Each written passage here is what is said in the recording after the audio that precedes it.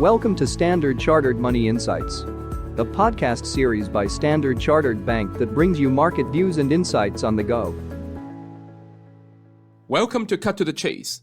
Today is Monday, the 7th of October. I'm Daniel Lam, your host for the podcast. The September non-farm payroll surprised handily to the upside. It grew by 254,000, up from 155,000 in August, and exceeded expectations at 150,000. There was broad-based strength across sectors, with pro-cyclical manufacturing jobs fell by less than expected, while there was strong growth in the leisure and hospitality areas. The unemployment rate ticked down to 4.1%, and average hourly earnings also unexpectedly accelerated. So this results in increasing expectations that the Fed would only cut by 25 basis points in the November FOMC.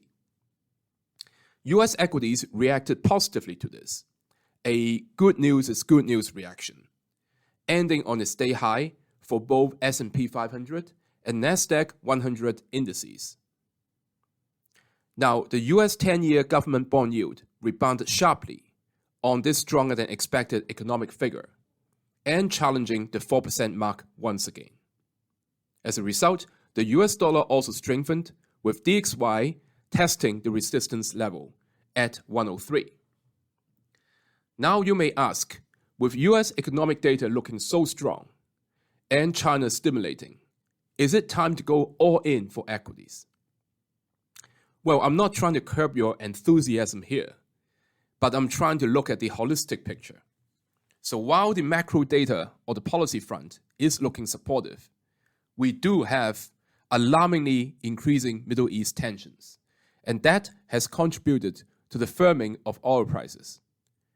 Now, if you add that up to the strong NFP and the China stimulus, you would realize that the investors' old enemy, i.e. inflation, may yet have an outside chance to come back and haunt the markets.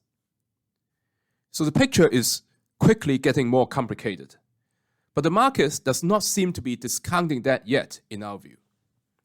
In fact, the S&P 500 is looking strong, but it is also at strong resistance level. And if you dig deeper, technical indicators are starting to indicate that a pullback is possible. This is the same for the Hang Seng Index, where once again we're at the resistance level at 22,700. So we believe investors should be seeking out laggards. For example, in the Chinese consumer discretionary sector and the communication services sectors. These are two areas where we're overweight upon. For US equities, bear in mind our barbell approach and rotate into the more defensive healthcare sector accordingly, especially in this month of the run-up to the US elections, which can be quite volatile times. That is all from me for today. As always, if you enjoy this podcast, please don't forget to rate and like it. Thanks for listening, and we wish you a happy day ahead. Thank you for listening to Standard Chartered Money Insights, a podcast series by Standard Chartered Bank. For more details, visit Market Views on the Go on our website or click the link in the description.